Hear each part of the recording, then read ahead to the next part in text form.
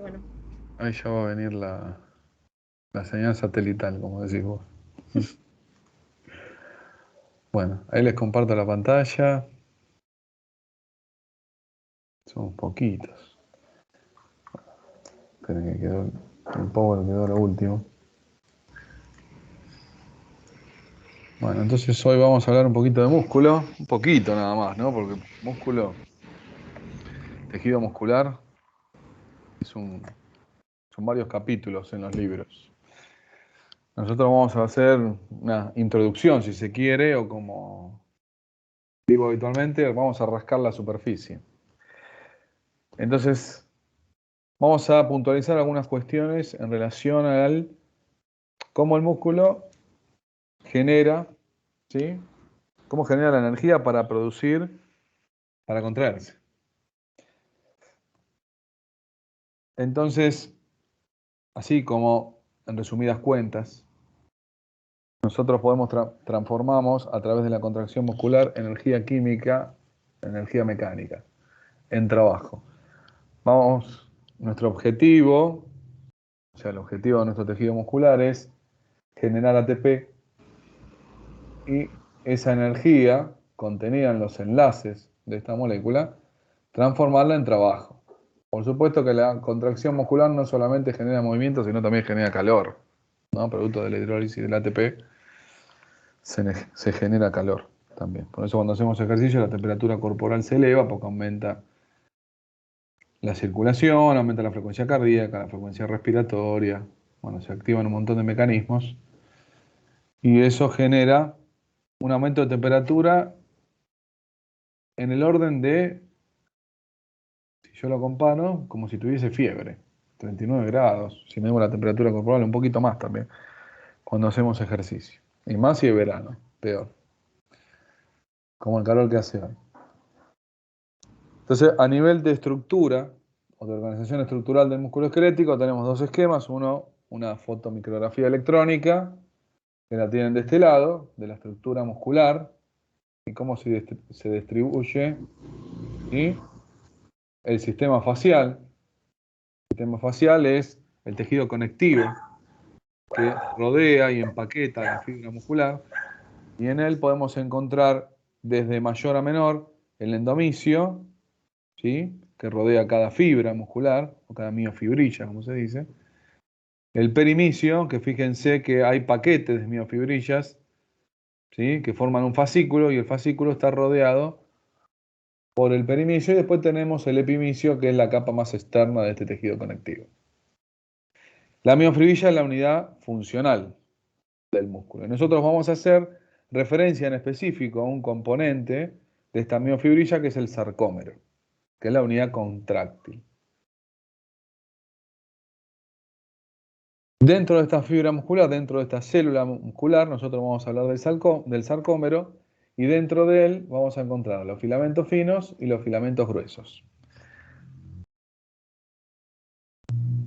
A la derecha de la imagen, o del slide, aquí de la filmina del PowerPoint, tengo esta contracción muscular que produce la flexión del codo, se contrae este músculo que es el bíceps, y después vamos como de mayor a menor, ¿no? El paquete de fibras o haz de fibras, la fibra muscular, hasta que llegamos al sarcómero, que sería la miofibrilla, ¿sí?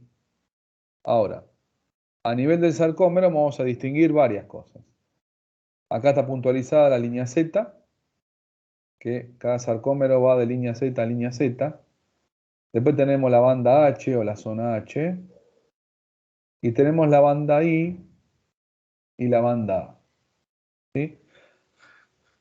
La banda H no tiene filamentos finos, es una situación particular de diseño del músculo, pero es la banda que cambia su longitud al contraerse la fibra muscular o sarcómero. Fui para atrás, perdón. Bien, dentro de la fibra muscular, algunas características que están mencionadas aquí, yo voy a puntualizar algunas cuestiones en particular y no detenerme en cada punto. Está formada por un sarcolema, que sería el equivalente a la membrana celular que ya hemos analizado. un sarcoplasma que sería equivalente al citoplasma de cualquier célula, y dentro de ese citoplasma vamos a tener glucógeno, que nos va a proveer del sustrato para obtener el ATP. Tenemos mioglobina, que es la proteína encargada de transportar el oxígeno hacia este tejido. Y tenemos las miofibrillas, que ya la hemos presentado y es la unidad contráctil. Ahora, dentro de las células musculares, como característica general, sin entrar en un detalle específico, porque después hay una clasificación, vamos a tener numerosos núcleos y también un sistema activo a nivel mitocondrial, o sea, hay músculos dependiendo del tipo de músculo, por ejemplo, el corazón es el que más mitocondrias tiene, el que más núcleos tiene. Después vamos al tejido, al músculo esquelético, el tejido muscular estriado esquelético, que es el que nos permite mover las piernas, los brazos, o sea, el esqueleto apendicular y también, o sea, las extremidades y el tronco.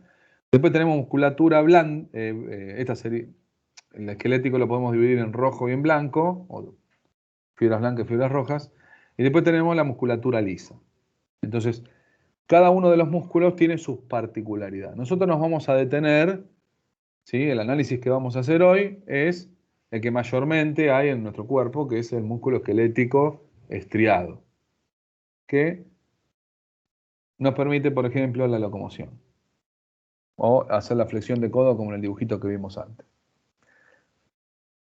Otra cuestión a destacar es la del retículo sarcoplásmico, ¿sí? Que sería el equivalente al retículo endoplásmico, con la característica que este retículo sarcoplásmico contiene calcio, unido a una proteína que se llama calsecuestrina. Bien, en la membrana de este retículo vamos a tener una bomba, que es una tepeasa de calcio, que va a bombear el calcio cuando esté fuera del retículo sarcoplásmico hacia el interior. Es la encargada de la bomba de meter nuevamente el calcio dentro del retículo sarcoplásmico, que también se lo llama cisterna sarcoplasmática. La cisterna es como un recipiente que almacena algo, ¿no? Y en este caso es calcio. En particular, hemos visto y hemos mencionado, ¿sí?, las diferentes zonas del sarcómero, y tenemos la línea M, que es la porción central, que está dibujado aquí en azul, ¿sí?, que son los filamentos de actina, de miosina, perdón. Acá lo tienen dibujado. Filamentos gruesos. Después tengo los filamentos finos, y los filamentos finos son estas bolitas o pelotitas verdes, que es una proteína globular, que es la actina, y rodeando a la actina está la tropomiosina y las troponinas, que son 3. Ahora vamos a ver cómo se clasifican las troponinas, que cumplen una función muy importante al momento de la contracción muscular. Entonces, línea M, banda A, que están los filamentos gruesos, que lo tienen marcado en el esquema, ¿sí?, la banda A, que ya se los marqué aquí, se los rodeé con la línea roja. La banda I, que están los filamentos finos, ahí están las pelotitas verdes estas. La zona H, que no hay filamentos finos, y eso es importante, generalmente es una pregunta de examen. Banda H, ¿sí?, que lo tienen puesto aquí como zona H, que es la que se acorta al momento de la contracción. O sea, hay un desplazamiento o un movimiento de los filamentos finos sobre los filamentos gruesos, y eso produce el acortamiento del sarcómero, y lo que se achica es esta zona H o banda H. Disminuye su longitud, ¿sí? Después tengo la línea M y la línea Z, que son puntos de anclaje de los filamentos gruesos cuando hablo de línea M, y de los filamentos finos cuando hablo de la línea Z. El anclaje al citoesqueleto celular, ¿no? Bien. Como característica particular, los filamentos gruesos o miosina van a tener cadenas livianas y cadenas pesadas. Lo que nos interesa a nosotros analizar es la cabeza, ¿sí?, de la miosina, que va a tener 2 subunidades, y es la cabeza pesada de miosina y va a tener actividad ATP-ASA. ¿Qué significa esto? Que va a hidrolizar ATP. La cabeza de miosina hidroliza ATP y queda en un estado de pretensión o precarga, producto de la hidrólisis de ese ATP. Queda cargada energéticamente.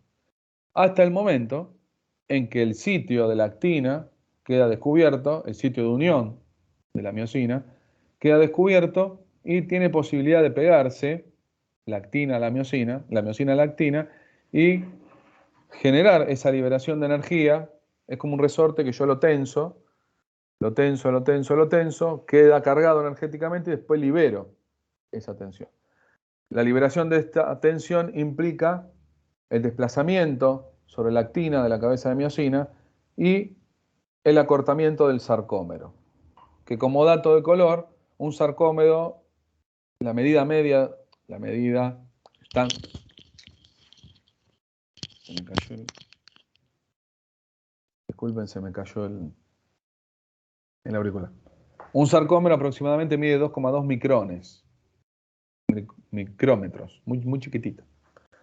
¿Sí? Entonces, el desplazamiento se pega la cabeza de miosina a la actina y produce esa liberación de energía y como consecuencia de esto se genera la contracción muscular, el acortamiento del sarcómero. Acá tienen un dibujo 3D de los filamentos gruesos. Fíjense que la disposición de las cabezas de miosina es tridimensional, o sea, en los 360 grados, y cada cabeza de miosina tiene capacidad de actuar con filamentos de actina que la van rodeando. ¿Sí? Es como este es un eje, el eje de miosina, y rodea a este eje varios filamentos finos y tienen capacidad de interactuar con estas cabezas de miosina. Es una cuestión de aprovechar espacio, ¿no? Acuérdense que el músculo tiene una estructura tridimensional. Volvemos un cachito para atrás. Pensemos en esto, ¿sí? No perdamos de vista esto. Bien. En el caso de los filamentos finos, fíjense, acá se presenta la proteína globular, que es la actina G, ¿sí? Cada bolita de esta, cada pelotita de esta sería una actina G que forma una estructura longitudinal para poder interactuar con la miosina. Ahora, la actina G o la actina tiene sitios específicos donde se va a unir la miosina. No se une a cualquier lado. Es un sitio específico, un sitio de acción de la miosina, como dice ahí en inglés. Como dato de color, alrededor de 13 agregados de actina por molécula de tropomiosina. La tropomiosina es la que rodea, como una víbora, digamos, se enrosca alrededor de la actina, tapando estos sitios de unión. Y acá entran en juego, ¿sí?, la tropomiosina, que ya la hemos mencionado, que es esta proteína filamentosa que recién acabamos de decir, y las troponinas. Las troponinas vamos a mencionar 3 troponinas, la troponina T, la troponina I y la troponina C. La T, la que se une a la tropomiosina. La I es la inhibidora de la unión de la miosina a la actina. Y C, la troponina C, la que se une al calcio. ¿Qué pasa? Cuando el calcio se une a la troponina C, va a producir un cambio conformacional en estas troponinas. La acción o el cambio conformacional en estas proteínas va a correr, ¿sí?, a la tropomiosina que está enroscada, digamos, así, sobre la actina, y va a dejar expuestos estos sitios donde va a actuar la cabeza de miosina y se va a producir la contracción muscular.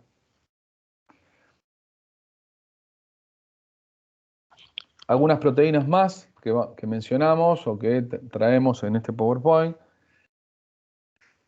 Yo me voy a detener sobre esta porque vamos a hablar de una patología que es la distrofia muscular de Duchenne, y vamos a hacer mención a a esta proteína, que es una proteína accesoria, ¿sí? Más allá de que las anteriores las mencionamos, pero nos vamos a detener en este punto más avanzado el encuentro de hoy. ¿Cómo se genera la contracción muscular? Yo voy a avanzar un poquito y lo voy a explicar sobre este esquema. Lo que está escrito antes es lo que yo les voy a decir ahora en forma oral, ¿sí? Después lo pueden leer con tranquilidad. Así no se distraen con la lectura del texto, yo se los cuento, y después si hay alguna cuestión ahí que no se llega no se llega a cerrar, me lo preguntan, no hay ningún problema y hacemos las aclaraciones necesarias. Esto se llama botón sináptico, que es la terminación de un nervio motor, ¿sí? Estas vesículas que están contenidas en este botón sináptico contienen un neurotransmisor que se llama acetilcolina.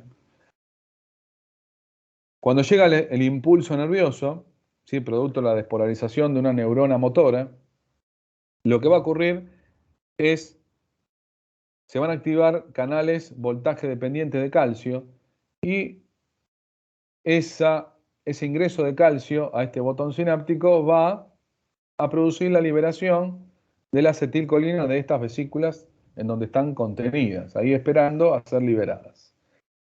La acetilcolina va a pasar a la hendidura sináptica, ¿sí?, a este espacio, el espacio sináptico o intersináptico, hendidura sináptica, y va a actuar, ¿sí?, a nivel postsináptico, o sea, sobre el sarcolema, sobre la membrana de la célula muscular. Activando esto, canales voltaje dependientes de sodio, ¿sí? El mecanismo de despolarización de la célula del nervio, el impulso nervioso que viaja a través del nervio, va a producir una despolarización en primera instancia de la placa motora, o de la placa neuromuscular, o unión neuromuscular, como aquí se menciona. Ahí va a iniciarse, ¿sí?, la despolarización de la membrana, en ese punto. Consecuencia de esta despolarización va a ingresar sodio. Va a haber un intercambio de sodio y potasio, porque el potasio está en altas concentraciones dentro de la célula y el sodio está en altas concentraciones fuera de la célula. Entonces, ambos cationes van a moverse a favor de gradiente de concentración, siempre a favor de gradiente, o sea, de mayor concentración a menor concentración. El sodio va a entrar, el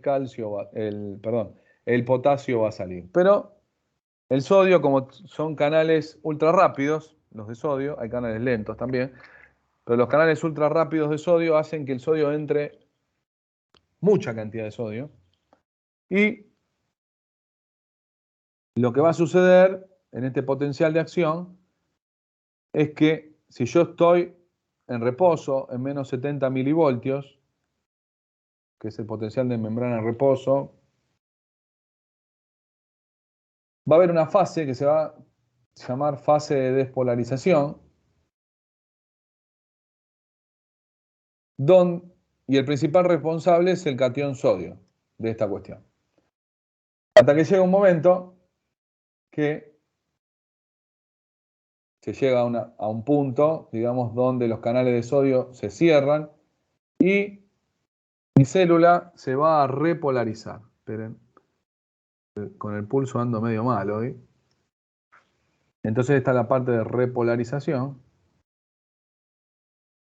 que va a depender del catión potasio. Entonces, como cuestión resumida, la despolarización depende del sodio y la repolarización va a depender del potasio, en resumidas cuentas, ¿no? Es un mecanismo bastante complejo, pero en líneas generales responden de esta manera. Después va a haber una fase, hay como una inercia en estos canales, voltaje dependiente de potasio, y se va a poner un poquito más electronegativa mi célula, y después va a entrar en acción la sodio, potasio, ATPasa, que va a volver, va a hacer que vuelva, digamos, nuestra célula a su potencial de membrana en reposo. Transporte activo, gasta ATP y bombea en contra del gradiente de concentración. Bien. El potencial de acción viaja y va a viajar a través de la membrana de la célula y va a desplazarse a través de estas invaginaciones que se llaman túbulos T. O sea, el potencial de acción va a viajar a través de los túbulos T. ¿Y qué va a pasar? Hay una acción directa de este fenómeno de despolarización sobre las cisternas que tienen calcio dentro, unido a esta calsecuestrina. Producto de la despolarización celular, ¿sí?, se va a liberar calcio. ¿A dónde? Al sarcoplasma, o sea, al citoplasma de la célula. ¿Y qué va a hacer el calcio? Va a ir a buscar a la troponina C. El calcio se va a adherir a la troponina C. Va a haber un cambio conformacional en este sistema de las troponinas y de la tropomiosina, y van a quedar descubiertas estas zonas de la actina G que tienen afinidad por las cabezas de miosina, que están precargadas producto de la hidrólisis del ATP. Se va a generar, sí, la unión entre la miosina y la actina, y en el momento de la unión se va a liberar la energía contenida en la cabeza de miosina, que estaba precargada o pretensada. Eso va a producir el acortamiento del sarcómero y la contracción de este músculo esquelético que hoy nos toca charlar. El ATP, hidrolizado en una primera instancia para unirse posteriormente a la actina, va a quedar unida la actina a la miosina, y si no se hidroliza otra molécula de ATP, no se va a despegar. Y ahí entra la cuestión esta del rigor mortis, que cuando se nos acaban las reservas de ATP, las personas quedan duras, ¿sí? Y después, bueno, empieza toda una desnaturalización y ahí se relaja. Producto de que no tengo ATP para que la cabeza de miosina se despegue de la actina. Todo esto que acabo de decir, ¿sí?, lo tienen todo escrito. Lo único que no dije, que los receptores en el terminal postsináptico son de tipo nicotínicos, porque tienen afinidad con la acetilcolina. ¿Sí? Después hay otro tipo de receptores, que ya lo van a ver en fisiología, que tienen afinidad por otro tipo de neurotransmisor y que no es la acetilcolina. Bien. ¿Qué me olvidé? Ah, bueno. El tema que está mencionado posterior, creo. No está mencionado. A ver. Sí, acá. Los túbulos T conectan directamente con el retículo, esto ya lo dijimos. Despolarizan, se abren canales de calcio dependientes de voltaje, se libera calcio al sarcoplasma, se dispara la contracción. El potencial de acción es rapidísimo, en el orden de los milisegundos, ¿sí? Y se produce el acortamiento del sarcómero. La acetilcolina actúa indefinidamente en la hendidura sináptica, ¿no?, en su receptor específico nicotínico, no. Hay una enzima que está ahí y que degrada la acetilcolina, que es la acetilcolina esterasa, ¿sí? Que degrada la acetilcolina para que no siga actuando, si no voy a terminar generando una contracción de tipo tetánica y no está bueno eso, ¿no? Hay fallas en este tipo de enzima que hacen que el tono muscular esté elevado, que haya una hipertonía muscular marcada, producto de que hay déficit de esta enzima que degrada la acetilcolina, entonces quedo en un estado de contracción del cual no puedo salir. Profe, ¿te puedo hacer una pregunta? Sí, dale. El acetilcolina que no entra, que ya genera, digamos, genera la despolarización del sarcolema. Lo que queda en la hendidura, en el espacio ese sináptico, vuelve a entrar Sí, al axón, digamos, correcto. al botón sináptico. Sí, señora. De esa manera se degradaría.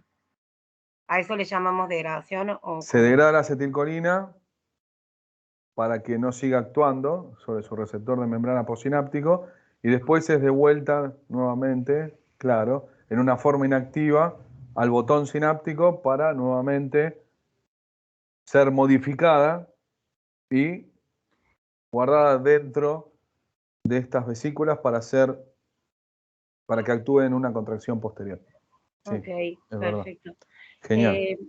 Está bien. Ahora, otra pregunta. Cuando Dale. actúa en la acetilcolina, que es, otra vez no, se provoca la despolarización, entra por el túbulo en T, y ¿en qué momento No, la acetilcolina reacciona no la entra por el sustancia? túbulo T. Lo que se desplaza por el túbulo T es el impulso nervioso, la despolarización celular, por el cambio en el potencial de membrana. Ok, Eso se está bien. desplaza por el túbulo T y Sí, va a activar los canales de voltaje dependiente de calcio y ahí se vacía el calcio desde las listo. cisternas hacia el sarcoplasma. Está bien, porque esa parte era como que no me quedaba clara. Y una Quedó, pregunta más y ya está. dale. Sí, sí. Cuando entra el ATP, que lo, digamos, lo hidroliza en ADP y fósforo inorgánico, ¿cierto? Para que la cabeza de la Correcto. miosina se Sí, una, digamos, a la actina. ¿A eso bien. es lo que le llamamos golpe de fuerza? El golpe de fuerza es el momento. Viste que yo dije hace un ratito que cuando se hidroliza, la cabeza de miosina tiene capacidad hidrolítica, o sea, rompe, o hidroliza, mejor dicho, el ATP. Te genera ADP más fósforo inorgánico. Y queda en un estado de pretensión, como que queda cargada la cabeza, con energía, esperando a unirse a la actina. La energía esa contenida en la cabeza de miosina se va a liberar en el momento que se genere la unión con la actina. Cuando se genera la unión con la actina, esa carga se libera, pero voy a necesitar, esa energía se libera, pero voy a necesitar otro ATP para que se despegue. O sea, en cada golpe, lo van a encontrar ahí, no me acuerdo, golpe de martillo, no sé cómo le dicen, yo Sí, le yo lo digo conocía. liberación de la tensión en la cabeza de miosina, porque me parece un poquito más simpático decirlo de esa manera.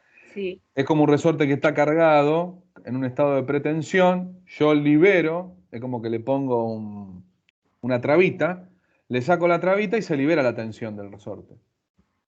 Que sería un equivalente a lo que pasa con la liberación de ese estado de pretensión de la cabeza de miosina. Porque si vos ves, bastante para atrás, esto está acodado acá, fíjate. Sí, Bien, entonces, esto sería como un estado de no tensión y acá es como que se incurva más, ¿sí? sí. Esta cadena y queda cargada, ¿sí? Como queda como un estado, hay como un cambio de conformación en la misma proteína y pasa a de un estado de no tensión a un estado de tensión. Ese estado de tensión es el que se libera en el momento que se genera la contracción muscular. Por eso se acorta el sarcómero, ¿sí? El movimiento de esta proteína, o sea, la liberación de esta energía contenida producto de la hidrólisis del ATP, es lo que va a generar la energía y se va a poner en movimiento al unirse a la actina. No sé si quedó claro. Sí, sí, igual esa era mi pregunta. Si hay un dibujo acá. Mirá, fíjense. Acá está, empecemos por el 1, que ya me perdí dónde está el 1. Tenía el coso al revés. Fíjense acá, 1. ¿Sí? Acá está la actina, acá está la miosina. ¿Sí? La cabeza ya está cargada, fíjense cómo está la molécula. Y la posición de la La molécula. posición que tiene, vieron que está con una angulación. Bien, hidroliza el ATP, te queda ADP más PI. Sí, ¿Sí? Llega el potencial de acción y acá está la unión. Y fíjate cómo cambió de sí, acá a acá. sí, En ese momento, en este paso de acá hasta acá, se liberó la energía. ¿Sí? Y sí. después voy a necesitar hidrolizar otro Otro. ATP para volver acá, de vuelta. ¿Sí? Entonces gasto un ATP para unirme y un ATP Sí, para desunirme o para despegarme de la actina. sí, sí, perfecto. ¿Quedó, más o Me menos? quedó súper claro, porque como que lo tenía ahí, pero Quedó medio bollando y ahora quedó un poquito claro, más claro. ahora lo cerré en realidad, porque Claro. sí, está bien. Con el esquemita queda más claro. Bien. Sí, está bien. Y bueno, aprovecho y una preguntita más sobre esto. Dale. Cuando se provoca la contracción en el sarcolema donde se cruzan los filamentos finos y los filamentos gruesos, Sí. ¿los que se mueven son los filamentos finos? El Sí. filamento, digamos, los filamentos gruesos, ¿también tienen movimiento? Yo sé Sí, que las la cabezas cabeza. van a tener movimiento, sí, las cabezas sí, pero los filamentos gruesos están anclados a algo o... Y a la línea M. Vos fíjate acá. Ay, claro, está bien, Estos se desplazan hacia allá y lo que se achica es la zona H. claro. ¿Sí? Sí, Estos sí, se desplazan hacia allá. Entonces, lo que se acorta, ponele, el sarcómedo en reposo va de acá hasta acá y en la contracción se achica las distancias. sí. Lo que se acorta es la línea M entonces. No, la línea M es el punto de Ah, anclaje del filamento grueso. Lo que se acorta es la zona H o la banda H. claro, ay, perdón, la banda H, porque la línea M es la que está entre la banda H. Claro, es esta la línea M. Esta la estoy marcando acá con un asterisco. Que Está es el bien, punto de anclaje de los filamentos gruesos. de los filamentos gruesos. Sí, está bien. Listo, profe, Calculá que gracias. las proteínas, tanto los filamentos gruesos como los filamentos finos, están unidos al citoesqueleto celular. Sí, sí, sí, No eso están de los flotando anclajes, en el sarcoplasma, pero ¿sí?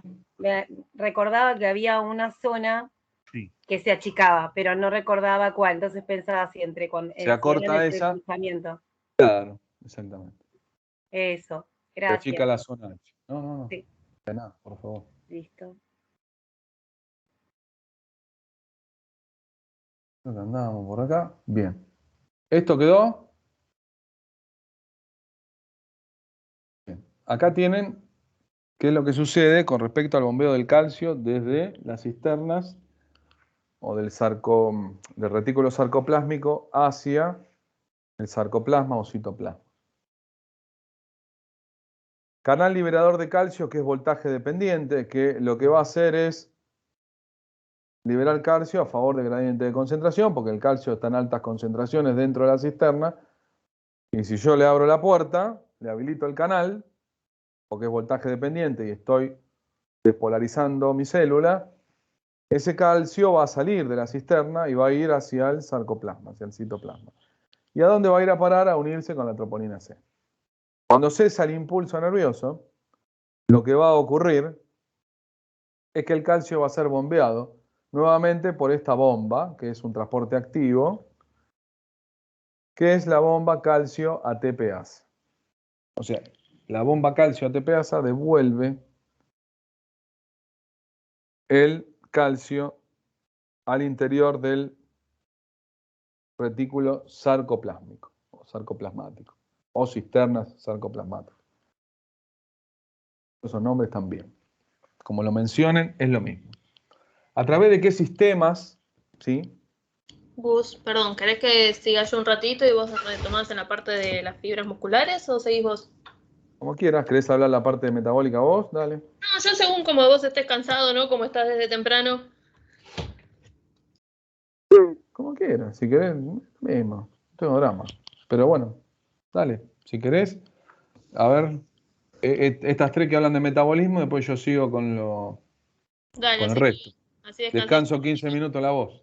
Sí. Dale, gracias. Dejo de compartir, así podés compartir vos. Creo que solicité control, creo que debería poder. Ah, dale. A ver, Permitir. ahí está. Genial. Bien, ahora vamos a hablar un ratito de cuáles son las fuentes de ATP que va a tener el músculo para llevar a cabo esta contracción que estuvieron charlando con Gustavo, ¿sí? Depende del tipo de ejercicio que estemos haciendo, vamos a necesitar que esa disponibilidad de ATP sea diferente a lo largo del tiempo, ¿sí? Cuando estamos en una situación donde necesitamos que el músculo responda de forma inmediata, lo primero que va a ocurrir va a ser el consumo del ATP. No sé si en esta forma ustedes llegan a ver mi mouse. Sí, se ve, se ve. ¿Sí? Se ve Bien. perfecto.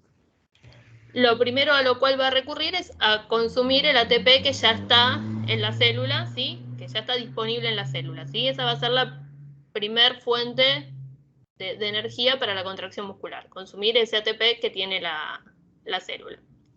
El siguiente sistema que va a utilizar es el de la creatina fosfato, ¿sí? Que es esta reacción que tenemos acá dibujada, que igual ahora la vamos a ver un ratito. La característica que tiene es que también es una forma bastante inmediata de conseguir este ATP, ¿sí? Esta creatina fosfato va a ceder ese grupo fosfato que tiene directamente a un ADP en una única reacción. Entonces vamos a poder regenerar ATP y proveer al músculo de este ATP necesario para la contracción muscular de una forma rápida, ¿sí? Entonces, si nosotros estamos ante, por ejemplo, una situación de corta duración, pero muy intensa, ¿sí? Van a ser principalmente estos dos mecanismos los que van a actuar. No, me refiero a una situación de huida, por ejemplo, si hablamos en algo adaptativo, o está ante un ejercicio de corta duración y muy intenso, un levantamiento de pesas, arrojar jabalina, una carrera de 100 metros. Ahora vamos a ver más o menos cuáles son los tiempos en los cuales actúan estos tipos de sistemas, ¿sí? Si ya el ejercicio se extiende en el tiempo, la intensidad del mismo necesariamente tiene que ser más baja, porque si no, el músculo no llega a responder, ¿sí? Entonces, siempre que hablemos de ejercicios en más largo plazo, de por sí van a ser cada vez menos intensos. Lo siguiente sistema que va a actuar para proveer de ATP al músculo va a ser la vía del ácido láctico, ¿sí? Si hablamos de ácido láctico, vamos a estar hablando de consumir glucosa como fuente para generar este ATP, o sea, de glucólisis, ¿sí? Si estamos hablando de generación de lactato, recuerden que se genera lactato en una vía anaeróbica, ¿sí? Entonces, cuando la cantidad de oxígeno no va a alcanzar, entonces vamos a hacer glucólisis, y recuerden que hablábamos que generamos ese lactato para regenerar las coenzimas oxidadas necesarias para volver a hacer glucólisis, ¿sí? Entonces, esa va a ser la siguiente vía. Ahora, en la medida que el ejercicio se extienda en el tiempo, van a empezar a actuar lo que son las vías aeróbicas, y ahí sí, también va a haber consumo de glucosa, ¿sí? Pero también puede haber consumo de ácidos grasos para la obtención del ATP, y también puede incluso haber consumo de aminoácidos, ¿sí? De los esqueletos carbonados para la obtención de energía. En todos estos procesos, como hablamos de aeróbicos, implica que estos esqueletos carbonados van a terminar dando acetil-CoA, que va a ingresar al ciclo de Krebs, vamos a generar un montón de coenzimas reducidas, y todas esas coenzimas reducidas van a entrar en cadena de transporte de electrones y fosforilación oxidativa para la obtención de ATP. Esta es la vía que se va a dar a más largo plazo, porque implica un montón de reacciones, ¿sí? Y que requiere sí o sí la presencia de oxígeno.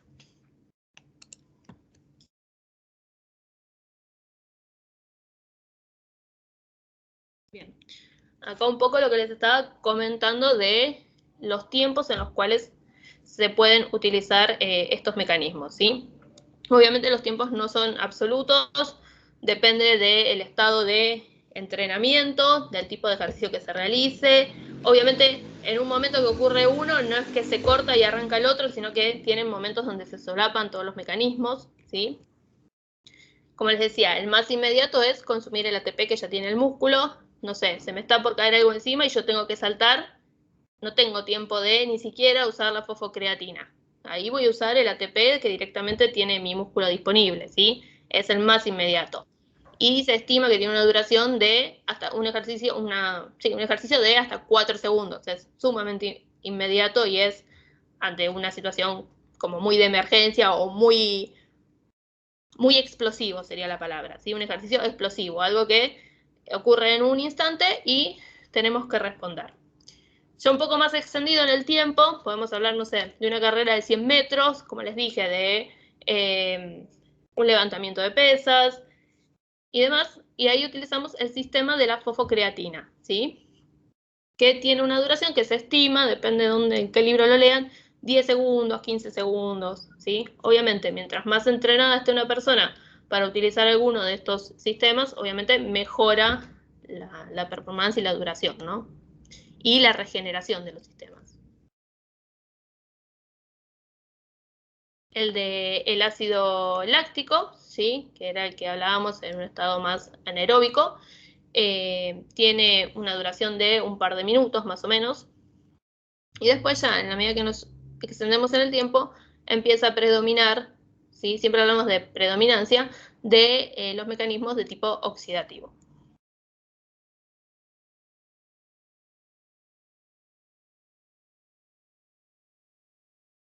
Como decíamos, la primera vía es obviamente utilizar el ATP, que ya tiene disponible la célula, que tiene disponible el músculo. Y una vez que se consume ese ATP, que es el que está unido ahí directamente en la cabeza donde ocurre la contracción muscular, la primera forma de regeneración es mediante esta molécula que es la creatina. La creatina es un compuesto nitrogenado que deriva de los aminoácidos, ¿sí? No clasifica como un compuesto proteico, no es un aminoácido, pero se produce a partir de la condensación de 2 o 3 aminoácidos, ¿sí? Esta creatina tiene la capacidad de unirse a un grupo fosfato, ¿sí? Entonces, es una forma de almacenar este grupo fosfato, ¿sí? Este enlace energético. Entonces, la creatina se une al grupo fosfato y lo tiene como ahí almacenado, ¿sí? En el momento donde uno necesita realizar un ejercicio de tipo explosivo, como dijimos, 10 segundos, algo así como una carrera corta, o ese tipo de procesos, lo que ocurre es que esta creatina fosfato cede este grupo fosfato a un ADP, ¿sí? Esta reacción que tenemos acá. Entonces, el grupo fosfato que tiene la creatina se lo cede al ADP para obtener ATP y la creatina libre, ¿sí? Esta es una reacción que es reversible. Entonces, en la medida que se termina el ejercicio, el músculo puede regenerar el ATP y ocurre la reacción en sentido contrario y entonces se vuelve a generar la creatina fosfato como una forma de almacenar este grupo fosfato para cuando el músculo lo vuelva a necesitar.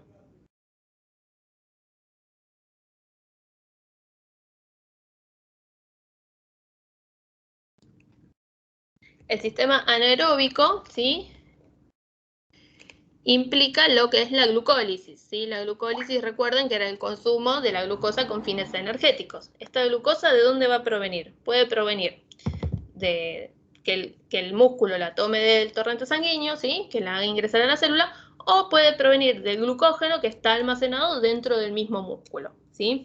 Entonces, acá tenemos que partimos del glucógeno, ¿sí?, obtenemos la glucosa, pero ya sabemos que también puede ser que el músculo la esté tomando del torrente sanguíneo. Esa glucosa, recuerden, en glucólisis lo que obteníamos eran 2 ATPs, ¿sí?, y piruvato. Ese piruvato, cuando había suficiente cantidad de oxígeno, entraba a mitocondria, hacía una descarboxilación oxidativa, daba acetil-CoA y iba a ciclo de Krebs.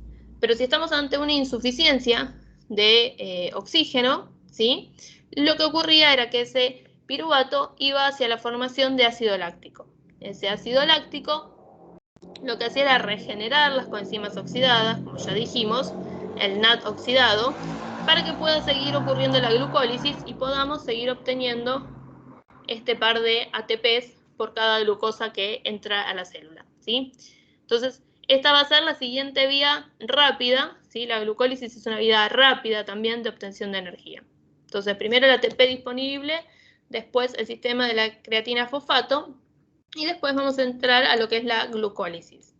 Y en particular, ante una situación de insuficiencia de oxígeno, vamos a estar yendo hacia la formación de ácido láctico. Y ahí ahora vamos a ver, si ustedes recuerdan, un poco lo que era el ciclo de Cori, ¿sí? Profe, te molesto. ¿Me escuchás? Sí, te escucho. Cuando hablas de glucólisis, es la glucólisis que ocurre en los tejidos, digamos, que siguen haciendo glucólisis en ayuno prolongado, ¿cierto? En este caso sería como un estrés o con actividad. Hoy estamos hablando en un taller de músculo. El músculo... Está bien, en actividad intensa entonces. El músculo en realidad es como independiente del resto de los tejidos, ¿sí? El músculo es capaz de hacer glucólisis aún cuando estemos en una situación de ayuno, ¿sí? Sí, sí. Porque en realidad no responde a la presencia de glucagón, ¿sí? Entonces, puede seguir así, no va a estar inhibida la glucólisis, ¿sí? Entonces, Claro, puede seguir haciendo glucólisis aunque esté en una situación de ayuno. sí, Obviamente, si vos vas a hacer un ejercicio, yo no te voy a recomendar que salgas a hacer un ejercicio en ayuno, ¿sí? claro. Pero si vos estás ante una situación de estrés, ante una situación de peligro, el músculo tiene que poder responder, digamos, es una situación casi adaptativa. Ujú. ¿Sí? Entonces, el músculo siempre puede hacer glucólisis en la medida que lo necesite. Incluso ahora vamos a ver cómo se estimula tanto la degradación de glucógeno, ¿sí? Del mismo músculo, mediante la adrenalina y el calcio como segundos mensajeros, y a su vez, en la medida que vamos degradando el glucógeno, ¿sí? La glucogenólisis, se va a ir estimulando la glucólisis. Ah, está bien. ¿Sí? Porque bueno, nada, yo pensé que, dije, bueno, a lo mejor en actividad intensa, en este caso nada más va a producir glucólisis el Claro, músculo para abastecerse de energía. en la medida que la actividad, más que por la intensidad, sino por el tiempo, se vaya extendiendo en el tiempo, se van a ir activando otro tipo Diferentes, de mecanismos y vos vas a claro. empezar a utilizar más las grasas, ¿sí? Los lípidos, los ácidos grasos como fuente de obtención de energía, más que la glucosa. Pero es una vía que requiere mucho más tiempo, ¿sí? Tiene que activarse en los adipocitos, la hidrólisis de los triacilglicéridos, por la lipasa hormonosensible, esos triglicéridos tienen que viajar por torrente sanguíneo, llegar hasta el músculo, tiene que ocurrir el ingreso a mitocondria, la beta-oxidación, después de la beta-oxidación tienen que ingresar a ciclo de Krebs, de ciclo de Krebs a cadena, es como un proceso un poco más lento. Entonces, lo primero que va a utilizar y lo más rápido es utilizar la glucosa que tiene disponible y empezar a degradar el glucógeno que tiene el mismo músculo. Uh-huh. Entonces, ese va a ser el primer mecanismo. Primero va a ser anaeróbico hasta que, ¿viste que pasa como ese cambio de aire? Sí, porque en un momento se queda, va, digamos que no es que se queda sin oxígeno, sino que se reduce. Claro, o sea, una parte va a ir obviamente a ciclo de Krebs y todo el proceso, pero una Sí. parte del oxígeno no te va a alcanzar, vos estás en un ejercicio intenso, ¿sí? Esto tiene que tener cierta intensidad. Si vos salís a caminar, vas a hacer todo aeróbico, no vas a entrar en anaerobiosis. Pero si vos estás en un ejercicio con cierta intensidad y un periodo relativamente corto como para poder mantenerlo, va a ser el mecanismo que se va a activar, ¿sí? Vas a ir hacia la formación de lactato. Está bien, profe, gracias. Me había mareado ahí con la glucolisis. Sí, pasa que siempre que hablamos de glucólisis la referimos mucho a lo que pasa en hígado, que es el que va a regular todos los metabolismos, ¿sí? Los metabolismos no, que va a regular la distribución de la glucosa en sangre y demás. Ahí obviamente no va a estar ocurriendo glucólisis cuando puede estar ocurriendo otro tipo de mecanismos para la obtención de energía. Pero cuando el músculo lo necesite, va a conseguir la glucosa, incluso la va a poder tomar de torrente sanguíneo, sí, aunque estés en una situación de ayuno. Porque incluso el mismo hígado va a empezar a hacer glucogenólisis y va a ir nivelando los niveles de glucosa en sangre. Sí, sí, listo. Gracias. Bien, y después el último sistema que habíamos visto era el aeróbico. Bien, acá está expresado a partir de la glucosa, ¿sí? El glucógeno, que se va a degradar en glucosa. Esa glucosa me va a poder dar, por glucólisis, 2 ATPs, me va a dar piruvato, pero en presencia de oxígeno. Vamos a entrar en ciclo de Krebs y cadena de transporte de electrones y fosforilación oxidativa. Y entonces acá podemos ver un poco la diferencia energética que vamos a estar obteniendo, ¿sí? Entre 2 ATPs en el caso del sistema anaeróbico y 36 y 38 ATPs si estamos en un sistema aeróbico. Y tener en cuenta que cuando estamos en un sistema aeróbico, si la duración del ejercicio es tal, vamos a empezar no solo a consumir glucosa, sino que también vamos a estar consumiendo ácidos grasos.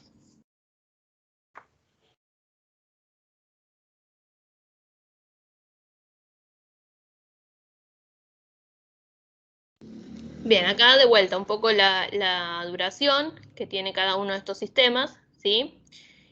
Como decíamos, la fosfocreatina, ¿sí? O la creatina fosfato, va a predominar en deportes que son explosivos, inmediatos. Recuerden que hablábamos de una duración de 10 segundos. Como decíamos, una carrera de 100 metros, diferentes tipos de lanzamientos, levantamientos de pesas. Es una rápida disponibilidad de energía, ¿sí? Y por ejemplo, acá les habla de un tiempo de recuperación, ¿sí? Si ustedes, no sé, se entretienen mirando las Olimpiadas o cosas por el estilo, cuando se hacen tipos de lanzamientos o saltos, que son cosas explosivas, ¿sí? Donde el músculo se activa por unos pocos segundos y el ejercicio termina. En general, entre presentación de un atleta y la siguiente presentación, en el medio van pasando los otros como para que justamente estos sistemas se puedan ir recuperando. El sistema glucolítico, ¿sí? Va a ser el que predomina en deportes breves e intensos, ¿sí? Acá tenemos el ejemplo de una carrera un poco más extensa, y que dura un par de minutos, ¿sí? Habíamos visto en el gráfico anterior que hablaba de 1,5, acá llegamos hasta 3 minutos. Básicamente consiste en la degradación de glucógeno, en la glucogenólisis. Esa glucosa va a entrar en glucólisis, ¿sí? Y como es intenso, ocurre en una situación anaeróbica, y ahí es donde por cada glucosa vamos a ir obteniendo 2 ATPs, ¿sí? Ya cuando el ejercicio es más extenso, más prolongado, obviamente baja en intensidad, ¿sí? Cuando uno corre para una maratón, corre más lento que para una carrera de 800 metros. Entonces, baja en intensidad, es más prolongado en el tiempo, y entonces ahí empiezan los sistemas oxidativos, que van a incluir ciclo de Krebs y cadena de transporte de electrones. Y en este caso los sustratos, obviamente vamos a estar consumiendo glucógeno para dar la glucosa, ¿sí? Que va a ser, bueno, toda la vía que ya conocen, la glucólisis, la descarboxilación oxidativa, piripipipi, pero también vamos a estar utilizando otros sustratos, como son los ácidos grasos, ¿sí? E incluso si el ejercicio es lo suficientemente largo en el tiempo, un triatlón o ese tipo de ejercicios, que incluso en general nutritivamente se van proveyendo de fuentes de glucosa y demás a lo largo de la duración, por lo extenso que es en el tiempo, puede comenzar a haber ruptura de proteínas, ¿sí? Y el consumo de los aminoácidos como fuente de energía.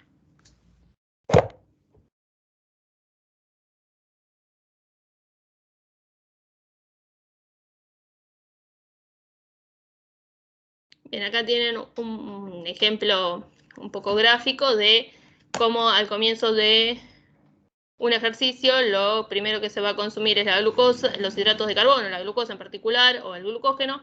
El consumo de este va bajando en la medida que se extiende en la duración del ejercicio y comienza lo que es la lipólisis, ¿sí? Y la beta-oxidación como fuente de obtención de energía para el ejercicio.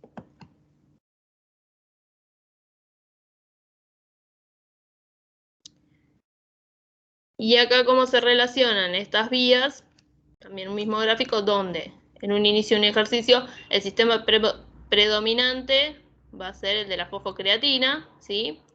Que va a decaer rápidamente en los pocos segundos y va a comenzar a funcionar otro de los sistemas, que es el de la glucólisis anaeróbica. Mientras, obviamente, todos los sistemas están superpuestos, mientras vamos manteniendo los niveles de ATP mediante la glucólisis anaeróbica, se van a ir activando el resto de los sistemas, ¿sí? Para ir haciendo los procesos aeróbicos, ¿sí? Fíjense que todos tienen una superposición. Es como que el sistema de la fosfocreatina me da el tiempo suficiente como para que se me active la glucólisis, ¿sí? Y mientras puedo ir haciendo glucólisis, voy a ir activando los sistemas anaeróbicos. Primero, la degradación de glucosa completa, ¿sí? La oxidación completa de la glucosa, y después voy a ir activando toda la parte que consume los ácidos grasos, ¿sí? En la medida que el ejercicio se mantenga en el tiempo. Y lo importante de destacar no es que arranco con uno, se corta inmediatamente y arranca el otro, sino que tienen partes de superposición justamente para poder mantener abastecido al músculo de ATP en todo el ejercicio.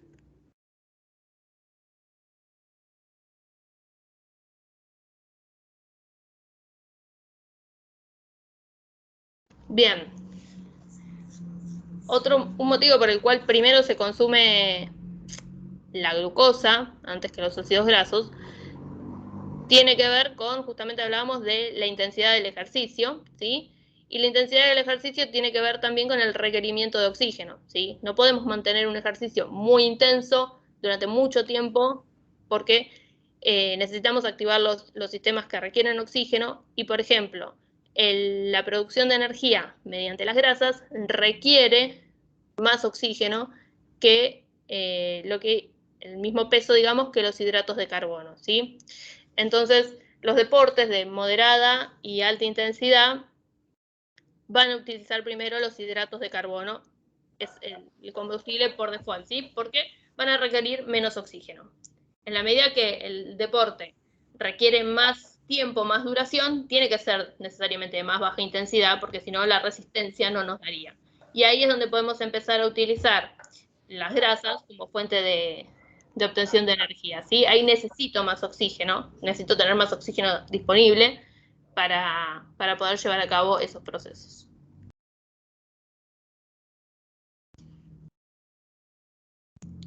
Bueno, esto es un pequeño repaso de lo que era el ciclo de Cori, ¿sí? Nosotros hablamos que lo primero que iba a ocurrir, lo primero no, que la vía glucolítica en una primera etapa iba a ocurrir en forma anaeróbica y que lo que nos iba a ocurrir era la formación de lactatos, ¿sí? Entonces, en músculo tenemos el glucógeno, que va a estar ocurriendo glucogenólisis para obtener glucosa. Esta glucosa va a entrar en glucólisis, voy a obtener 2 ATPs y después voy a generar el lactato, ¿sí? Este lactato puede pasar a torrente sanguíneo y desde torrente sanguíneo ir a hígado para hacer gluconeogénesis, ¿sí? En esta gluconeogénesis puedo generar glucosa, ¿sí? Que puede volver a torrente sanguíneo e ir al músculo, ¿sí? Esto es cómo el músculo puede estar consumiendo glucosa, ¿sí? De torrente sanguíneo o del mismo glucógeno del músculo según el estado de... O sea, como que puedo estar haciendo un ejercicio, sea tanto en una situación de saciedad como de ayuno, ¿sí? Porque el músculo necesita de todas maneras esta glucosa.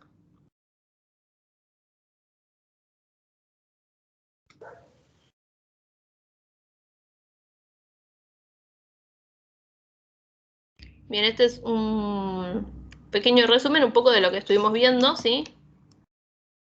El objetivo siempre es conseguir el ATP para la contracción muscular, ¿sí?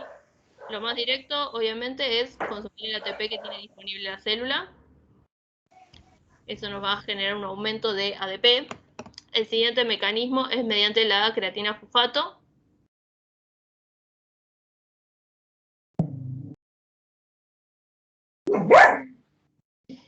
Y después los siguientes mecanismos es, por un lado, la degradación de los hidratos de carbono. Chiru, basta. El consumo de... Perdón, disculpen un minuto. Chiru. El consumo de los hidratos de carbono, del glucógeno, que me va a dar glucosa, que va a entrar a hacer glucólisis, y a partir del piruvato que yo obtenga, depende si estoy en una situación aeróbica o anaeróbica, ¿sí? Voy a ir a la formación de lactato, o voy a entrar a lo que es ciclo de Krebs, cadena de transporte de electrones, y como la última fuente, los ácidos grasos, la última fuente en cuanto a plazo de tiempo, que también va a entrar al ciclo de Krebs para obtener ATP.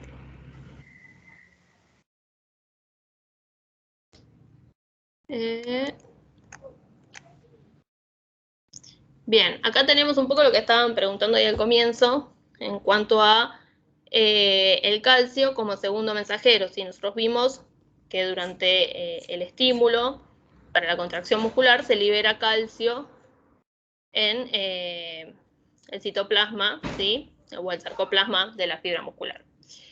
Entonces, en este caso, este calcio se une a una proteína, la calmodulina, ¿sí?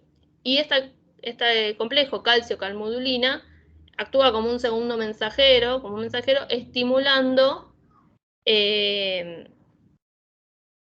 primer lugar, la glucogenólisis, ¿sí? ¿Cómo estimula la glucogenólisis? Bueno, estimulando su enzima regulable, que si ustedes lo recuerdan, era la fosforilasa La fosfatasa, ¿sí? La glucógeno fosfatasa. Entonces, de esta manera el calcio no solo provoca la contracción muscular, sino que también estimula los mecanismos necesarios para generar el ATP que se requiere para esa contracción muscular. A su vez también el calcio actúa como un modulador alostérico positivo, no está acá, de la fosfofructoquinasa 1, que era la principal enzima regulable de la glucólisis. Otra forma de regular estos procesos es mediante la regulación hormonal. En caso de un ejercicio, ¿sí? Lo podemos considerar como una situación de estrés, y la hormona que va a estar presente es la adrenalina. Si ustedes recuerdan, la adrenalina funcionaba de una manera similar a como lo hacía el glucagón, ¿sí? Se une a sus receptores de membrana, que están unidos a una adenilatociclasa. Esa adenilatociclasa lo que hacía era ciclar ATP y lo que obteníamos era AMP cíclico.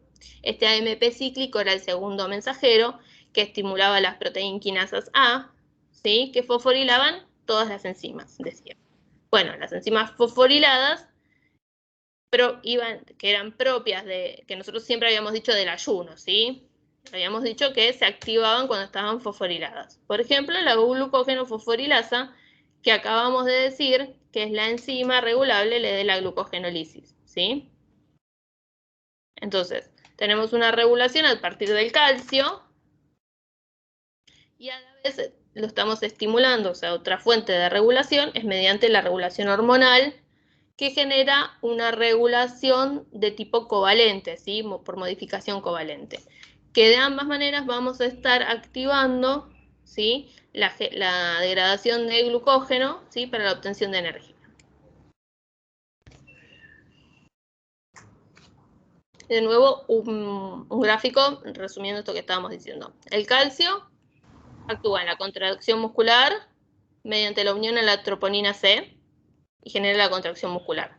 A su vez, esta contracción muscular requiere energía, requiere ATP. Entonces, en la unión con la calmodulina, ¿sí?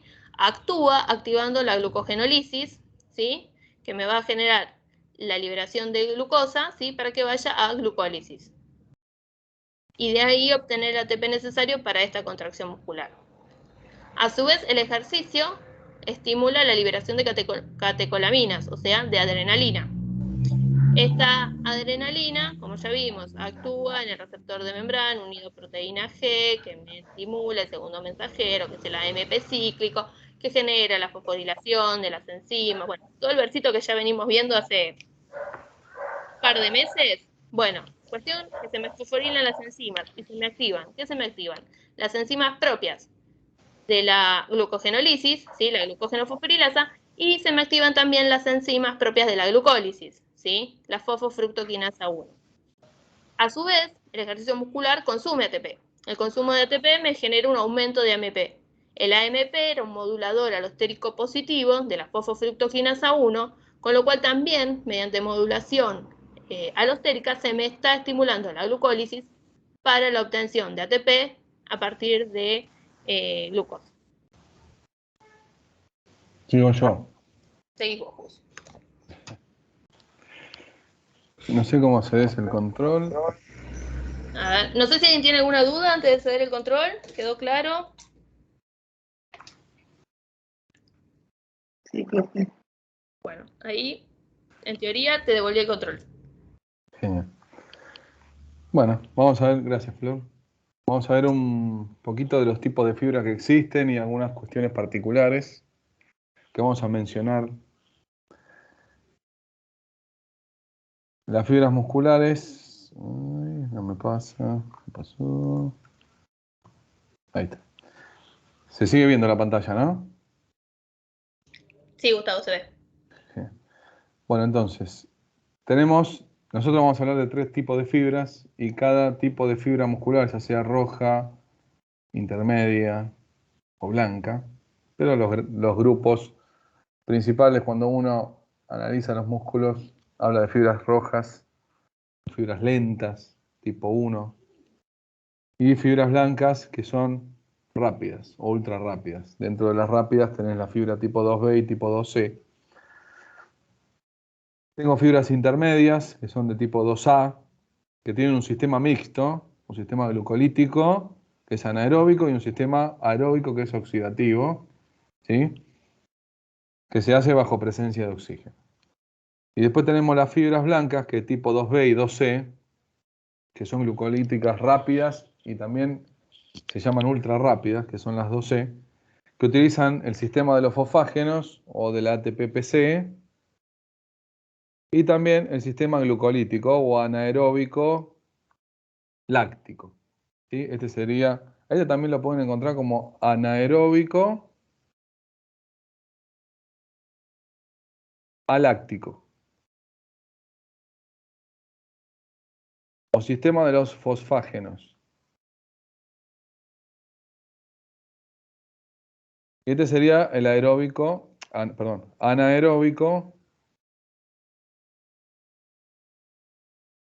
láctico. Y ya muy bien les ha explicado Flor. Bien, entonces 3 tipos de fibras. Como característica general y como clasificación. Van a encontrar muchas clasificaciones. Mostramos aquí algunas de ellas y los nombres con los que se mencionan según el tipo de fibra muscular. Acá nosotros hemos compartido un cuadrito que es interesante, que uno después lo puede leer con detenimiento y ver los diferentes tipos de fibras que existen, por lo menos en esta clasificación hasta ahora. Tipo 1, tipo 2A, tipo 2B y esta tipo 2C que yo les mencionaba recién, que son las ultras rápidas. Y cada tipo de fibra tiene un comportamiento específico en relación al metabolismo con el que funcionan y qué vías preponderan, ¿sí? Y también en relación a el tiempo de estímulo con el cual puedo trabajar con este tipo de fibra muscular. La capacidad de respuesta, la capacidad de adaptación. Después aparecen cuestiones como densidad capilar, cantidad de mitocondrias, tipo de contracción, fíjense las tipo 1, que son más aeróbicas, que son las fibras rojas. Largo tiempo de contracción. ¿Sí? Una persona que hace deporte aeróbico, está mucho tiempo. Y también estas fibras rojas son las que nos hacen mantener la postura. Se las llama tónicas. Y las fibras blancas también se las llama fibras fásicas, ¿sí? Que hacen estos movimientos balísticos o de contracción rápida que mencionaba Flor antes. Son cuestiones de breves segundos. Acá tienen un cuadro. En este cuadro simplemente destacar que hay una frecuencia característica. No sé si han escuchado la palabra Hertz, que se menciona en la frecuencia. Y cada una de las fibras trabaja con una frecuencia específica.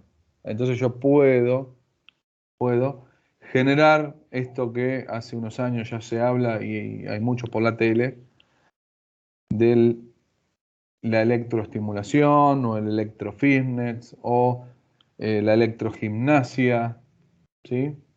O sea, gane volumen muscular a partir de la aplicación de la corriente eléctrica. No sé si han escuchado hablar de las corrientes rusas, que mucho se habla en los donde se hace estética, ¿sí? Los centros de estética, que te aplican corriente rusa, que en realidad, si no respetan estas cuestiones, ¿sí? La frecuencia característica de cada una de las fibras, el objetivo no se logra o se logra hasta ahí. Y fíjense que en el caso de las fibras lentas, yo necesito un tiempo de estímulo de 8 segundos y un descanso de 8 segundos. Y una fibra ultra rápida, que trabaja en el orden de esta frecuencia, que son muy veloces, el tiempo de estímulo, ya con 2 segundos de estímulo logro el objetivo, pero son fibras que tardan en recuperarse, de 40 a 50 segundos. Entonces yo tengo que dejar pasar este tiempo mínimo como para que esa fibra no se me fatigue. Entonces, que los sistemas energéticos se recuperen. Necesito más tiempo de recuperación. Pero como la fibra roja tiene más mitocondrias, tiene más aporte de oxígeno, más aporte de nutrientes, es una fibra que con menos tiempo de pausa o reposo se recuperan sin ningún problema. Esto hablando de electroestimulación, no del ejercicio. Acá tienen relación frecuencia-respuesta, que es ampliar el cuadro anterior, No nos vamos a detener demasiado en esto. Esto se agregó como nota al margen, digamos, como parte de brindarles un poquito más de información. Por supuesto que esto lo van a ver después cuando cursen la materia que se llama agentes físicos o fisioterapia, y van a entrar en un capítulo que se llama electroentrenamiento, y van a ver qué tipo de fibra debo estimular y con qué tipo de corriente para generar un objetivo específico, ¿sí? Como una subclasificación de la anterior, donde se da algún más, o sea, un poquito más de detalle en el tipo de mecanismo o metabolismo que tiene cada una de estas fibras. Y acá sí, yo voy a avanzar sobre todo porque todo tiene relación. El ejercicio físico o el entrenamiento va a producir varias cosas, ¿sí? Y acá tienen ustedes mencionadas unas cuantas. Aumento de la síntesis proteica, ¿sí? Aumento a nivel del músculo esquelético o estriado esquelético y también la hipertrofia cardíaca benigna, porque tenemos la hipertrofia cardíaca maligna, que ya esto es un problema, es una patología, pero la hipertrofia cardíaca benigna existe producto de una adaptación al ejercicio de nuestro corazón, de nuestra bomba. Aumento de la vascularización, o sea, se forman nuevos vasos, nuevos capilares que van a nutrir ese tejido muscular, que va a necesitar de mayor cantidad de aporte energético para producir su contracción. Capacidad de almacenamiento, capacidad de transporte de oxígeno hacia el músculo, producto de la vascularización. Aumenta el número de mitocondrias, por ende, tengo mayor capacidad oxidativa. Esto tiene relación con mayor capacidad para utilizar ácidos grasos y también degradar cuerpos cetónicos. Aumenta la reserva de glucógeno muscular. Esto nos da la posibilidad de generar ruptura de ese glucógeno almacenado y obtener energía más rápida, como mencionaba Florante antes, la glucólisis anaeróbica, que es una vida rápida. Si bien el rendimiento energético no es tan importante, porque te brinda 2 ATP, pero es disponibilidad de energía por una vía corta, una vía rápida, que es la vía del ácido láctico, cuando nos falta oxígeno. Eliminación más eficiente del lactato muscular que se genera producto de este estímulo, esta contracción. Si mis mecanismos son más eficientes, mi músculo tarda más tiempo en fatigarse, o sea, tengo mayor capacidad oxidativa, tengo más resistencia al estímulo. Y también hay una disminución en la reserva de grasa en tejido adiposo, pero aumento en la reserva intramuscular, porque esa es energía que voy a utilizar para la contracción del músculo. Hay grasa que está fuera del músculo y hay grasa que está entre las fibras musculares, y esos adipocitos, esa grasa, ese tejido adiposo, va a ser energía utilizable por mis músculos. La potenciación predeportiva hace referencia a todos los mecanismos que se ponen en juego y que hacen que mi sistema musculoesquelético, en respuesta a un estímulo estresante como es el ejercicio, sea un sistema más efectivo, más eficaz y más eficiente. La regla de las 3E, que la van a escuchar nombrar en una materia que van a ver el año que viene, seguro que se llama kinefilaxia, que es todo lo que uno hace para acondicionar un tejido para un estímulo posterior o para prevenir una potencial lesión en esa persona.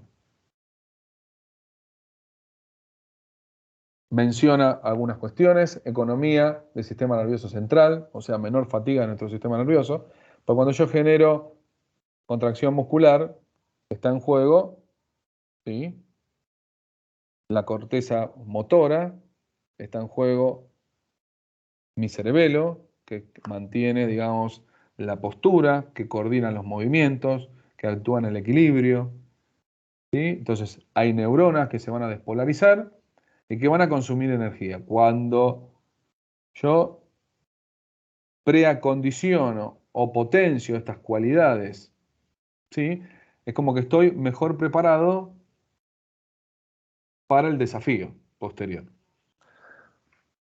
Aumento de la explosividad, o sea, capacidad de respuesta muscular, con esto que comentaba Flor antes, de entrenar los sistemas metabólicos para que sean más eficientes al momento de su requerimiento. Bien, y todo esto va a estar en relación con el trabajo que uno va a hacer desde el punto de vista kinésico, o sea, como profesional de la kinesiología. Puedo atender deportistas de elite o profesionales, deportistas amateurs o personas que hacen home office. Me puede tocar cualquier paciente. Entonces yo puedo trabajar desde el punto de vista, desde los conocimientos, para potenciar ciertas cualidades motoras que quizá la persona no tiene tan desarrollada, entonces buscar la manera de potenciar estas cualidades para que en un deportista, por ejemplo, no se lesione, o para la persona que es amateur, cuando sale a jugar el partido de fútbol del domingo, tampoco se minimice el riesgo de lesión, ¿sí? Porque la lesión puede ocurrir. Pero todo acondicionamiento, toda mejora, ¿sí?, en estos sistemas nos va a nosotros a dar herramientas, ¿sí?, a las personas, le va a dar herramientas y a ese cuerpo le va a dar herramientas para que se minimice el riesgo de lesión. Y en una persona anciana, por ejemplo, evitar una caída y una fractura de cadera. O sea, el deporte es para todo el mundo, desde el más chiquito al más grande, ¿no? Entonces, depende del grupo etario, yo voy a adaptar los protocolos para potenciar ciertas cualidades, ¿sí? En una persona anciana, lo que voy a evitar es la caída, la fractura de cadera, que es una de las causas de muerte, ¿sí? Estadísticamente es la mayor causa de muerte en personas, en los adultos mayores, ¿sí? Producto de que van a cirugía, el riesgo quirúrgico en una persona grande es alto, después tienen miedo de deambular, de pararse, a ver si me caigo de vuelta y se me luxa la cadera, o me rompo la otra. Entonces se quedan en la cama, pierden fuerza muscular, y todas estas cuestiones, todas estas complicaciones que en un adulto mayor son críticas si está mucho tiempo en la cama. Entonces, cuando más rápido uno sale de la cama, más rápido se recupera, ¿no? Vamos a tocar un poquito así lo que es el electrofitness, que hace un tiempito estaba muy en auge esto. Uno se ponía esos chalecos, como tiene el muchacho que está aquí en la foto, con electrodos. Yo se lo señalo. Miembro inferior, miembro superior. Acá está el chaleco, ¿sí? Bien, todo eso tiene electrodos que van a producir contracción en diferentes músculos. Ahora, este tipo de sistema tiene que estar utilizado o tiene que ser utilizado por personas que saben. Por eso es importante, y estos ojos grandes que aparecen aquí, ojo quién maneja el equipo, ¿sí? O sea, no cualquiera está capacitado para manejar este tipo de equipos. A veces vienen con programas preestablecidos que en realidad no se adaptan a la persona, porque todos somos distintos y distintas, ¿no? Entonces, quizás un programa, bueno, vos te voy a poner este programa, y quizás ese programa no es el más adecuado para la persona. Entonces, por eso, la persona que maneje este tipo de electroestimulación, ¿sí?, o electroentrenamiento, tiene que ser una persona que entienda en el tema y pueda ir graduando el nivel de estímulo para no generar daño. Entonces, saber qué tipo de corriente genera el equipo, esto lo mencionamos, por supuesto no se pregunta en el examen, qué forma de onda tiene el equipo, después van a ver todas estas cuestiones, parámetros de regulación, no sobreestimular al músculo y los descansos que son súper importantes. Entonces, cuando uno informa, cuando uno tiene información, puede informar. Y cuando uno informa al paciente, ¿sí?, le da poder sobre lo que van a hacer sobre él o sobre ella. Entonces, si yo le digo, si vos vas al gimnasio, quiero empezar el gimnasio. Si te ofrecen esto, tenés cuidado con esto, con esto y con esto. Si haces esto, tenés cuidado con esto, con esto y con esto. Entonces vos tenés que actuar en la prevención para evitar el daño en ese paciente. Quizás ocurra, quizás no. Pero uno tiene que informar a la persona para que la persona esté prevenida y sepa cómo cuidarse. Hay un efecto adverso producto de este electrofitness o superar ciertos umbrales o cierta exigencia en el entrenamiento muscular. Me salgo por el gimnasio y cuando hago ejercicio hay micro rupturas musculares o micro desgarros y esos micro desgarros van a liberar a la circulación, producto del daño muscular, ciertas estructuras, como por ejemplo la mioglobina, que si está en mucha cantidad porque se rompió mucho músculo, puede llegar a producir una insuficiencia renal aguda, o sea, una falla renal, mis riñones dejan de funcionar y termino en una diálisis, que seguramente han escuchado por la tele algunas personas que han sufrido este tipo de patología, que siempre me cuesta pronunciarla, rhabdomiólisis, o sea, lisis muscular, ruptura de la fibra muscular.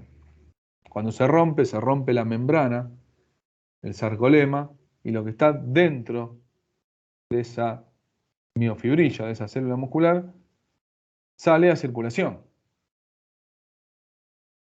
Y por ejemplo, la mioglobina está dentro del músculo, no tiene que salir a circulación. Entonces, se va a ver afectada la unidad funcional del riñón, que se llama nefrona, y en particular el glomérulo, el glomérulo renal, bien digo. El glomérulo renal es como un ovillo de lana, y por una punta entra la arteria aferente, o la arteriola aferente, y por la otra punta sale la arteriola eferente. Ese glomérulo se encarga de la filtración glomerular, o sea, de la generación de la orina. Se daña esa estructura y mi riñón no cumple la función que tiene que cumplir, que es generar orina, filtrar la sangre y devolverla nuevamente a la circulación general. El riñón filtra aproximadamente 180 litros de sangre por día. Calculen ustedes que el porcentaje de sangre que tengo en relación a nuestra masa corporal es el 8%. Entonces, estimen ustedes cuántas veces la sangre pasa por el riñón. Hagan la cuenta y pasa unas cuantas veces durante el día. Entonces se filtra muchas veces la sangre. El riñón continuamente está trabajando. Hablamos de distrofina hace un ratito y dijimos, bueno, vamos a hablar de la distrofia muscular de Duchenne y cómo se complica, ¿sí?, la codificación. Hay un gen alterado que hace que la codificación de esta proteína, la síntesis de esta proteína, que la distrofina, se vea afectada. Generalmente, siempre, o sea, todos los casos que traté yo de Duchenne eran hombres, varones, ¿sí? Esta enfermedad produce degeneración muscular. Reemplaza el músculo por tejido graso, no contráctil. Afecta a todas las razas. Acá ustedes tienen el nombre del gen que está afectado y este gen es el que codifica para la distrofina, que es esta proteína que ancla a la actina al citoesqueleto de mi sarcolema, ¿no? O sea, de mi membrana celular muscular. Acá tienen la enfermedad de Duchenne, es bastante común. No tengo una casuística de qué porcentaje hay en este sentido, ese dato se lo debo. Es una enfermedad grave que afecta al ser humano. Es ligada al sexo, ¿sí? O sea, el hombre es el que padece la enfermedad, porque el hombre es XY, la mujer es XX, entonces en la mujer se expresa en forma leve y no le trae ninguna consecuencia, en cambio el hombre, como está ligada al sexo y afecta al cromosoma X, nosotros tenemos un solo cromosoma X, entonces el gen que está ubicado en este cromosoma, que codifica para la distrofina, codifica una proteína que es inefectiva. Por eso hay degradación o degeneración y necrosis de las fibras musculares y es reemplazada esta fibra muscular por tejido graso no contráctil. En este esquema tenemos la mujer, el hombre. La mujer porta el gen de la distrofia muscular. Si esta pareja tiene 2 hijos, la mujer tiene el gen defectuoso, pero no la afecta en su calidad de vida, o en forma muy leve, imperceptible. En cambio, al hombre lo afecta de manera terminal. Promedio 18 o 20 años, la persona termina falleciendo, el varón. Si esta pareja tiene 4 hijos, va a haber un varón que está afectado, uno que puede no heredar, ¿sí?, este gen defectuoso y nace normal. La mujer que no heredó el gen defectuoso y esta niña sí lo heredó, pero como dijimos antes, como es XX la mujer, tiene la enfermedad pero no la afecta en su calidad de vida. No se expresa o se expresa en forma muy, muy leve. Se vuelve a repetir el tema de la distrofina. La distrofina es una proteína que se forma, o sea, que une la actina al citoesqueleto, ¿sí?, de esta célula contráctil. Disipa la fuerza, por eso que cuando el músculo se contrae, al no tener esta distrofina, no hay posibilidad de disipar la fuerza, de canalizar esa energía y se termina rompiendo la fibra muscular. Esta distrofia afecta a estas células musculares, se degeneran gradualmente y mueren, para luego ser sustituidas por tejido graso. O sea, todo lo que les voy contando lo tienen escrito. El diagnóstico diferencial se logra a partir del dosaje en sangre de esta enzima que es la creatina fosfoquinasa, ¿sí? Entonces, si esta creatina fosfoquinasa está elevada en sangre es porque hay destrucción muscular, ¿sí?, degeneración y muerte muscular.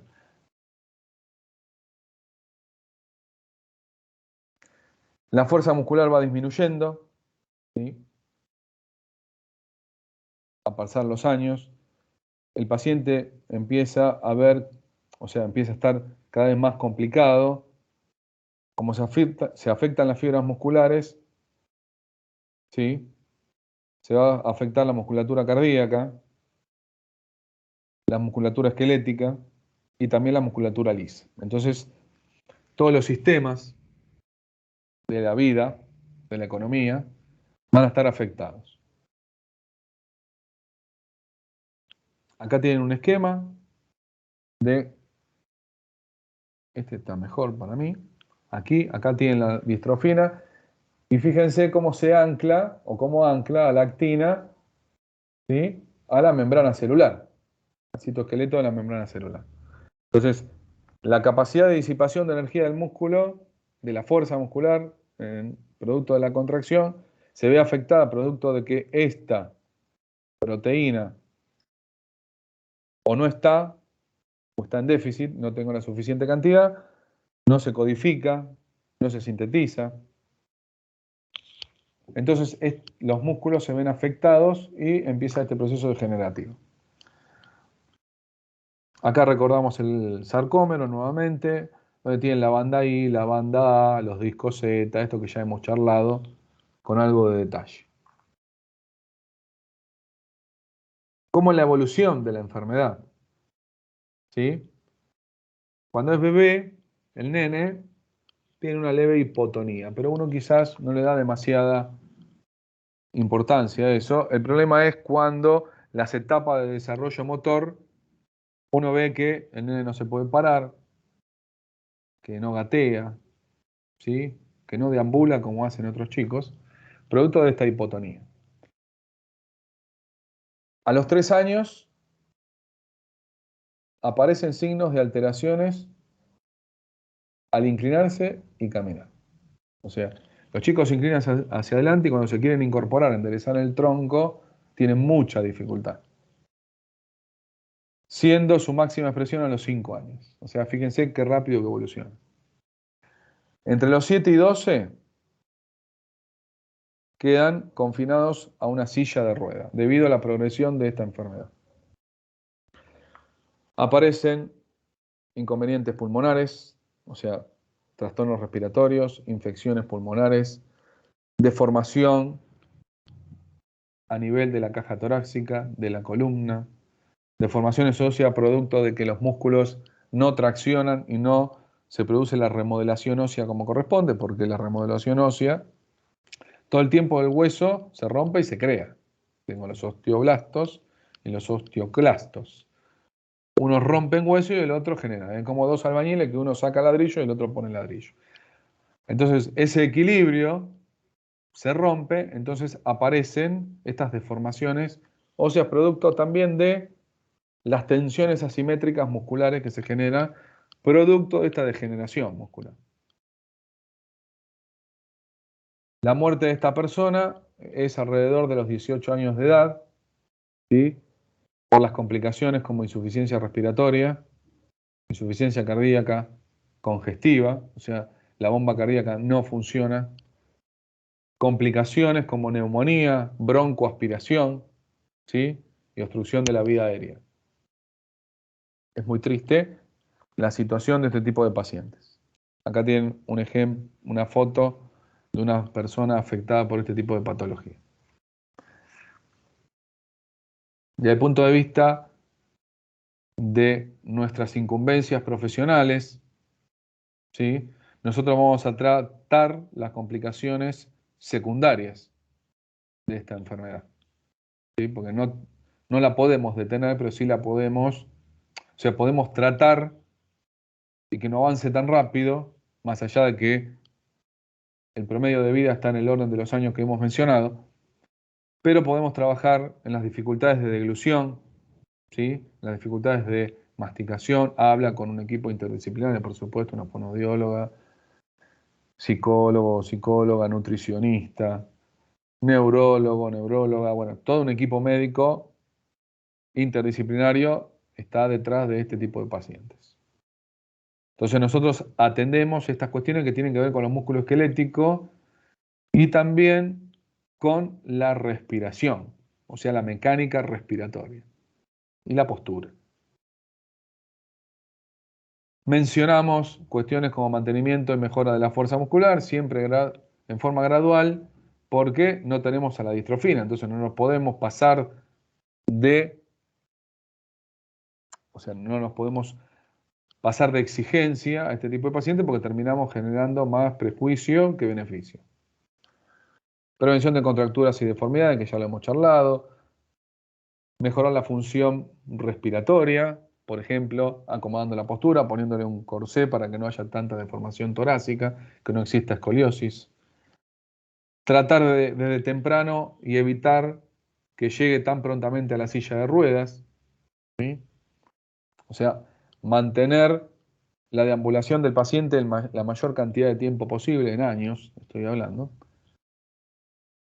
Y acá aparecen algunos métodos que mencionamos, como por ejemplo ejercicios, estiramientos para evitar las deformaciones musculares, postura, por lo que referenciaba recién, ejercicios respiratorios, para mantener esa limpieza bronquial, para que los mocos que se secretan continuamente, este paciente tenga posibilidad de limpiarlo, ¿sí? Su epitelio respiratorio, los cilios y los flagelos que están dentro de nuestro epitelio pulmonar, que barren este moco y que no se acumule, porque si el moco se acumula, se infecta. Si se infecta, va a una neumonía. Y esa era la última. No sé si quieren hacer algún tipo de consulta, algún comentario, alguna pregunta. Voy a prender la cámara.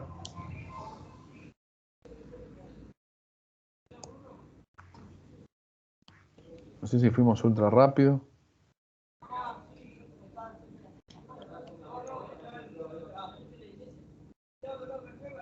¿Les pareció interesante la charla? ¿Les gustó? ¿No les gustó? Espectacular. ¿Qué hacen, Néstor? Espectacular. ¿Cómo no va a haber? A ver, no hablamos del mosaicismo de Lyon, pero Buenísimo, claro. Estuvimos ahí. No, pero si no preguntaron los chicos. Hola a todos y todas, ¿cómo les va? Hola, Florchi, un beso. Hola, buenas noches, Néstor, ¿cómo estás? Como no dispararon ninguna pregunta con las enfermedades ligadas al cromosoma X, hoy se armó una linda discusión a la tarde sobre ese tema. Tienen que considerar alumnos y alumnas que no es una particularidad del Duchenne, sino que hay unas cuantas. La hemofilia es ligada al sexo, al cromosoma X, el síndrome de frágil X y unas cuantas más.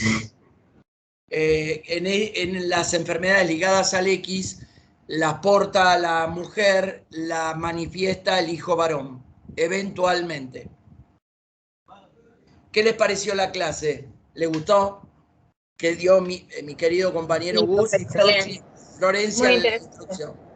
¿Vieron? No sé quién decía, ¿le gustó o no le gustó? Y hacía así en la mano, ¿te acordás? Sí. Sí, saben de lo que estuvo tiene. buena. Mirka de Gran, pero bueno, de eso lo sabemos los más grandecitos. Los más grandecitos lo sabemos a eso, los chicos por ahí no. No sabía quién era, ¿viste? Como saben, la tienen re clara. Nancy. Sí, la verdad que la clase estaba muy linda y se terminaron, al menos yo terminé de cerrar algunos conceptos que tenía ahí, pero igual me sigo así como haciendo las vías y qué sé yo. Pero bueno, estuvo re linda y muy interesante la otra parte, ¿no? La que hablamos de las enfermedades. Igualmente, la semana que viene, cuando se hable de diabetes y de trastornos ácido base, vamos a volver sobre la integración metabólica. Sí, claro. O sea, estos encuentros, hoy arrancamos con muscular, la semana que viene diabetes y alteraciones ácido base, y después enzimopatías, siempre hacemos el link con la integración metabólica que fue de la semana pasada. La idea es eso, analizar o mirar de diferentes lados la integración metabólica y cómo diferentes procesos se van a alterar producto de alguna falla en algún punto de todas las rutas que estuvimos analizando a lo largo de todo el año, ¿no? Sí. Entonces está bueno ponerle, digamos, este broche de oro a la materia y siempre aclara un montón de cuestiones que queden ahí como medio como los heli, como decís vos. Hay cuestiones que esto no lo tenía tan claro y ahora me cerró un poquito más, y el objetivo de estos encuentros va por ese lado, ¿no? Ese es nuestra idea, por lo menos, nuestro pensar con respecto a este cierre de año, o este cierre de cursado. Sí, se agradece. Igual Néstor tiene la palabra final, que es el capitán del barco. Lindo. Continuando con lo que dice Gustavo, la propuesta de la cátedra es la siguiente. Si el objetivo de primer año de la carrera de kinesiología en esta querida Universidad de La Matanza es que logren una concepción sobre integración metabólica, ¿qué vamos a hacer? Un fundamento teórico para preguntarte, por ejemplo, contame, si la glucógeno fosforilasa hepática tiene una mutación y no está correctamente, está inactiva, ¿cuál es la consecuencia de eso? Eso es integración metabólica. Acá no enseñamos, ni es nuestra pretensión, que ustedes tengan un conocimiento sobre la patología. Hay una disciplina posterior que es lo que llamaríamos química biológica patológica, pero no es el objetivo. En lugar de hacer eso y plantearles modelos teóricos, directamente vamos a las metabolopatías, por ejemplo, y directamente les mostramos que en la vida de posibles pacientes que vayan a tener en la vida profesional de ustedes, van a tener estas problemáticas que tienen nombre, pero a vos no te van a tomar Duchenne, te van a hablar de Duchenne porque se vio. Si lográs identificar el problema, perfecto. Si no, te van a decir, ¿qué pasaría en un paciente que le está faltando la proteína que tiene la capacidad de articular esta formación del complejo tropomiosina en la fibra muscular? Es más de lo mismo. Es decir, nuestro objetivo no es que aprendan patologías, lo van a ver con diabetes, simplemente que ustedes entiendan un razonamiento interactivo a partir del modelo estándar, si se puede decir así, que la máquina en principio normal, wild type, es la que presenta como sistema termodinámicamente abierto, que intercambia materia y energía con su medio ambiente. Ese es el Me encanta, Néstor, cuando tira los términos en inglés, Y me hace acordar a mi abuelo, que vino en el año 50 de Italia, y te hablaba mitad en castellano y mitad en italiano. Por supuesto no hablaba de bioquímica, ¿no? Hablaba de otras cuestiones que la vida misma. Pero el Tano empezaba a hablar en su castellano como podía y mandaba un término en italiano. Y me hace remembranza eso, Néstor, ¿no? Allora, se volete, lo facciamo in Ahí está. italiano. Questo è sotto un ricordo, allora sta tutto scracciato, quindi possiamo senz'altro finire questa festa della biologia molecolare, anzi della biochimica, nella lingua del nonno del nostro carissimo professionista della kinesiologia, cioè Lord Gustavo Audia. Mi piacerebbe senz'altro, ma Sì, no? allora vedi tu, è uscito. Ahí quedó más claro. Ahora sí, Ci profe. mancava la nostra collega per fare questa parte. Allora, Betty, fatti guardare, bambina, vieni qua. Buonasera, buonasera. Uy, Dios. Te ne sei andata, vieni.